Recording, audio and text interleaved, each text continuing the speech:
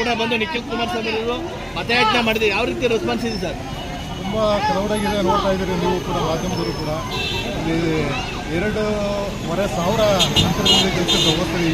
ಈ ತಾಲೂಕಿನಲ್ಲಿ, ಈ ಗ್ರಾಮದಲ್ಲಿ 3,000ಕ್ಕೂ ಹೆಚ್ಚು ಮತಗಳನ್ನ ನಾವು ಈ ಗ್ರಾಮದಲ್ಲಿ ಕೊಡ್ತೀವಿ ಅಂತಕ್ಕಂಥದ್ದನ್ನ ನಿಮ್ಮ ಮುಖಾಂತರ ನಾವು ತಿಳಿಸಕ್ಕೆ ಇಷ್ಟಪಡ್ತೀವಿ. ಸರ್, ಈ ಬಾರಿ ಕುಮಾರಸ್ವಾಮಿ ಅವರಿಗೆ ಮದ್ದೂರು ಕ್ಷೇತ್ರದ ಮತದಾರರು ಎಂತಕ್ಕೋಸ್ಕರ ಮತ ಹಾಕ್ಬೇಕು ಸರ್?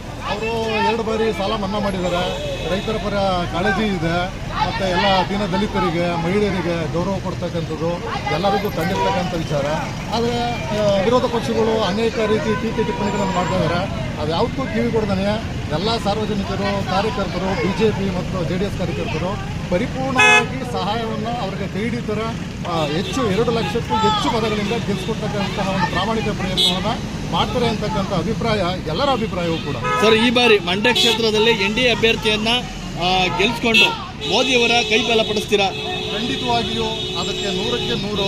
ಈಗ ಸಾಮಾನ್ಯವಾಗಿ ಕೇಂದ್ರ ಸರ್ಕಾರದಲ್ಲಿ ನರೇಂದ್ರ ಮೋದಿಯವರ ಬಗ್ಗೆ ಸಾಕಷ್ಟು ಇದು 3ನೇ ಬಾರಿ ಹ್ಯಾಟ್ರಿಕ್ ಅಂತಲೂ ಕೂಡ ಹೇಳ್ಬೋದು. ಪ್ರಧಾನಮಂತ್ರಿ ಆಗೇ ಆಗ್ತಾರೆ. ಎಲ್ಲ ರಾಜ್ಯಗಳಲ್ಲಿಯೂ ಕೂಡ ಸಾಕಷ್ಟು ಸೀಟ್ಗಳು ಬರ್ತವೆ ಅಂತಕ್ಕಂಥದ್ದು ನಿರೀಕ್ಷೆ ಇದೆ. 400ಕ್ಕೂ ಹೆಚ್ಚು ಸ್ಥಾನಗಳು ಬಂದು NDA ಮೈತ್ರಿಕೂಟದಿಂದ ಪ್ರಧಾನಮಂತ್ರಿಯವರು ಆಗೇ ಆಗ್ತಾರೆ ಅಂತಕ್ಕಂಥ ಅಭಿಪ್ರಾಯವನ್ನು ಈ ಮೂಲಕ ನಾನು ಗ್ರಾಮ ಪಂಚಾಯತಿಯಲ್ಲಿ ಎಷ್ಟು ಲೀಡ್ ಕೊಡಬೇಕು ಸರ್?